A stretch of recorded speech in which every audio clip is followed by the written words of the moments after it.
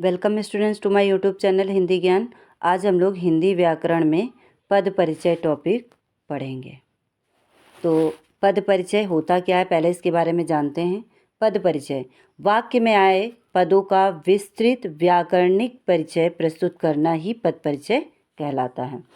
पद परिचय के लिए हमें निम्नलिखित बातें जाननी आवश्यक हैं। कौन कौन सी?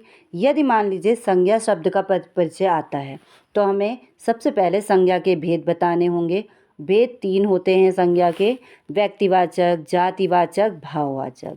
फिर हमें बताना होगा लिंग, वचन, कारक तथा क्रिया के साथ संबंध। तो व्यक्तिवाचक संज्ञा आप जानते ही हैं, व्यक्तियों के नाम।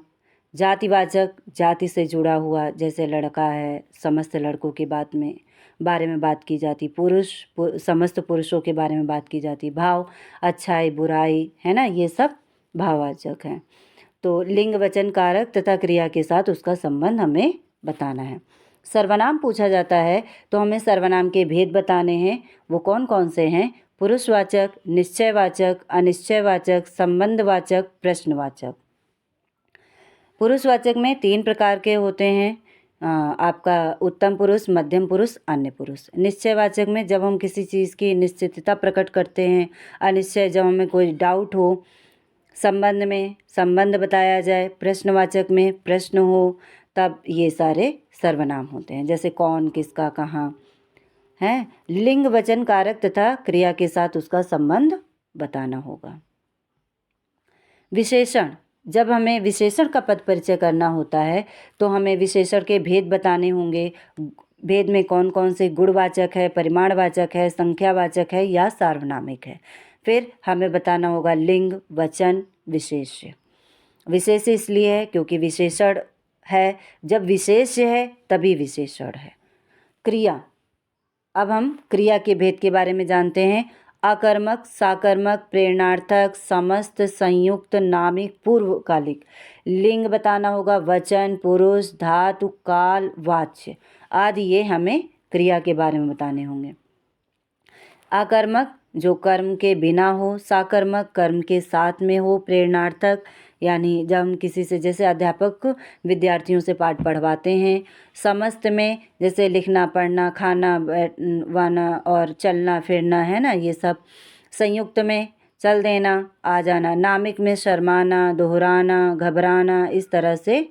पूर्वकालिक में कर लगाकर व्यक्त करना, जैसे वह खाकर सो गया, वह पढ़कर सो गया। इस तरह से हम क्रिया के भेदों के बारे में जान सकते हैं। क्रिया विशेषण, क्रिया विशेषण है तो क्रिया की विशेषता बताने वाले शब्द क्या कहलाते हैं? क्रिया विशेषण कहलाते हैं। तो क्रिया विशेषण के 4 भेद होते हैं। अब इन भेदों में से कोई भी हो सकता है, वो रीतिवाचक, स्थानवाचक, कालवाचक, परिमाणवाचक तथा क्रिया का उल्लेख जिसकी वो विशेषता बता रहा है। समुच्चय बोधक, समुच्चय बोधक क्या होता है कि जो वाक्यांशों और शब्दों के को जो जोड़ता है वो समुच्चय बोधक होता है। समुच्चय बोधक 2 प्रकार के होते हैं, समानाधिकरण और व्यधिकरण। समानाधिकरण यानी जब हम समान कार्य को जोड़ने के लिए शब्दों का प्रयोग करते हैं तो वो समानाधिकरण होता है, जैसे मैं, मेरा दोस्त पिकनिक घूमने गए, है ना, इस तरह से। व्यधिकरण तो इसमें क्या होता है, आश्रित वाक्य जो है वो प्रधान वाक्य से जोड़ा जाता है, कि जैसे गांधी जी ने कहा कि अहिंसा ही परमो धर्म है, तो की शब्द आया तो ये व्यधिकरण हो जाता है, क्योंकि, इसलिए, इस कारण, इस तरह से ये समुच्चय बोधक होता है। संबंध बोधक, संबंध बोधक में क्या होता है, जिसमें संबंध है उस संज्ञा और सर्वनाम का निर्देश देना होता है, जैसे के सामने, के घर, के चारों ओर, की तरफ, के अलावा, ये सब संबंध बताते हैं। तो जैसे मेरे घर के सामने नीम का बड़ा पेड़ लगा है, मैं पिताजी के साथ विद्यालय गई, है ना, इस तरह से। विस्मयादि बोधक, विस्मयादि बोधक तो आप लोग जानते ही हैं, कौन सा भाव प्रकट कर रहा है, जैसे आश्चर्य, हर्ष, घृणा, ग्लानि, प्रशंसा, है ना, ये सब विस्मयादि बोधक हैं। तो हम उदाहरण के माध्यम से आपको इन सब चीज़ों की प्रैक्टिस करवाते हैं। जैसे पहला एग्जाम्पल है, रमेश यहाँ तीसरे बंगले में रहता था। मान लीजिए रमेश का पद परिचय करने के लिए आ जाता है, तो पहले हम रमेश के बारे में जानते हैं, आखिर वो है क्या। तो रमेश यहाँ संज्ञा है, तो हम संज्ञा वाला पूरा यहाँ पे बताएंगे। संज्ञा में क्या क्या बताना होता है, संज्ञा के टाइप बताने होते हैं, लिंग बताना होता है, वचन बताना होता है, कारक बताना होता है, क्रिया का कर्ता के साथ संबंध बताना होता है।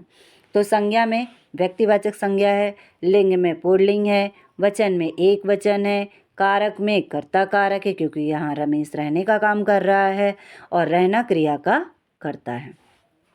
मान लीजिए यहाँ का पूछ लिया तो यहाँ क्या होगा, रमेश कहाँ रहता था, यहाँ तीसरे बंगले में रहता था, तो बंगले की विशेषता तीसरा, तीसरे की विशेषता यहाँ पर यहाँ है, तो ये क्रिया विशेषण हो जाएगा। क्रिया विशेषण में कौन सा, स्थानवाचक क्रिया विशेषण। रहना क्रिया के साथ स्थान का संबंध बता देता है। फिर मान लीजिए हमसे तीसरे का पूछ लिया तो तीसरा यहाँ पे क्या होगा, विशेषण होगा। अब विशेषण में कौन सा विशेषण होगा, तो क्रमसूचक। क्रमसूचक में कौन सा, संख्यावाचक, ठीक। और लिंग में पुल्लिंग, तीसरे बंगले की बात की जा रही है। एक वचन होगा, विशेष्य बंगला हो जाएगा क्योंकि बंगले की विशेषता कि वो तीसरा बंगला है। अब मान लीजिए हमसे बंगले के बारे में पूछता है, बंगले का पद परिचय, तो बंगला क्या है भाई, घर है, मकान है, बंगला है, तो ये संज्ञा हो जाएगी। संज्ञा में क्या हो जाएगा, जातिवाचक क्योंकि अनेक प्रकार के होते हैं, और पुल्लिंग हो जाएगा, वचन में एक वचन हो जाएगा, कारक में अधिकरण कारक। कहाँ रहता है, में, बंगले में, इसलिए अधिकरण कारक का चिन्ह भी होता है में पे पर, तो इसलिए यहाँ पे अधिकरण कारक हो जाएगा। मान लीजिए हमसे क्रिया के बारे में पूछ लिया, रहता था, तो क्रिया में कौन सी क्रिया हो जाएगी, आकर्मक क्रिया। अगर यहाँ पर कौन और क्या दोनों का आंसर मिलता तो साकर्मक होती, लेकिन यहाँ पर सिर्फ कौन रहता था तो आंसर आ रहा है रमेश रहता था, क्या रहता था नहीं पता, तो इसलिए यहाँ पे आकर्मक क्रिया होगी। एक वचन हो जाएगा, अन्य पुरुष हो जाएगा, भूतकाल है, कर्तृवाच्य हो जाएगा, क्रिया का कर्ता रमेश होगा क्योंकि रहने का काम कौन कर रहा है, रमेश कर रहा है। तो हम दूसरे एग्जाम्पल में भी कुछ चीज़ें हैं जो कि और ऐड होके आपको बता रहे हैं, करके ऐड हो मतलब ऐड करके आपको बता रहे हैं कि क्या है। दूसरा एग्जाम्पल है, हम बाग में गए परंतु वहाँ कोई आम नहीं मिला। तो हम सर्वनाम, इसके पहले हमने सर्वनाम के बारे में नहीं पढ़ा था, पहले हमने संज्ञा का पढ़ा था, तो अब हम सर्वनाम के बारे में पढ़ते हैं। जब सर्वनाम, हम क्या है, सर्वनाम। अब सर्वनाम में कौन सा सर्वनाम है, तो पुरुषवाचक सर्वनाम है। अब पुरुषवाचक सर्वनाम का भी भेद हमें बताना होगा, पुरुष बताना होगा, तो ये उत्तम पुरुष होगा। पुल्लिंग बहुवचन होगा, हम बहुवचन में आता है, कारक कर्ता कारक हो गया, और गए क्रिया का कर्ता हो जाएगा। फिर बाग में, जैसे वहाँ बंगले में था वैसे यहाँ बाग में है, तो बंगले में संज्ञा थी, कौन सी संज्ञा थी, जातिवाचक संज्ञा थी, सेम है। पुल्लिंग एक वचन, अधिकरण कारक क्योंकि कहाँ रहता, कहाँ घूमने गए, बाग में घूमने गए। ऊपर वाले में कहाँ रहता था, बंगले में रहता था, इसलिए अधिकरण कारक हो गया। गए, गए क्या है, क्रिया है, तो कौन सी क्रिया है, आकर्मक, क्योंकि कौन गया तो हम गए, लेकिन क्या गए नहीं पता, कहाँ गए ये तो पता है लेकिन क्या गए नहीं पता, इसलिए आकर्मक क्रिया होगी। और धातु में जा, जा धातु से गए, जाना, ये सब क्रियाएं बनी हुई हैं। पुरुष में उत्तम पुरुष ही रहेगा, पुल्लिंग में मतलब लिंग में पुल्लिंग हो जाएगा क्योंकि हम गए, वहाँ कोई गए, तो यहाँ पर पुल्लिंग होगा। और बहुवचन भूतकाल कर्तृवाच्य ये इस तरह से हो जाएंगे। गए का हमने कर लिया है, परंतु का अब हम करेंगे। परंतु क्या होगा, तो ये समुच्चय बोधक होगा। अब समुच्चय बोधक में कौन सा टाइप होगा, व्याधिकरण वाला, है ना। तो दो वाक्यों को जो जोड़ता है वो होता है। कहते हैं कि मतलब हम वहाँ जाएंगे लेकिन वहाँ नहीं जाएंगे, उनके यहाँ जाएंगे लेकिन उनके यहाँ नहीं जाएंगे, तो इस तरह से परंतु, है ना। वहाँ के बारे में स्थान होगा, स्थान में स्थानवाचक क्रिया विशेषण हो जाएगा, है ना। कोई क्या है, संख्यावाचक विशेषण हो जाएगा। क्यों, कोई आम नहीं मिला, आम क्या है, संज्ञा, ठीक। तो इसलिए जब संज्ञा की जब विशेषता कोई बताता है तो वो संख्यावाचक विशेषण हो जाता है। पुल्लिंग हो जाएगा, एक वचन हो जाएगा, आम विशेष्य का विशेषण हो जाएगा। तो इस प्रकार से ये था पद परिचय। हमने 2 एग्जाम्पल के माध्यम से आपको समझाने की कोशिश की है और मुझे ऐसा लगता है आपको समझ में आ गया होगा।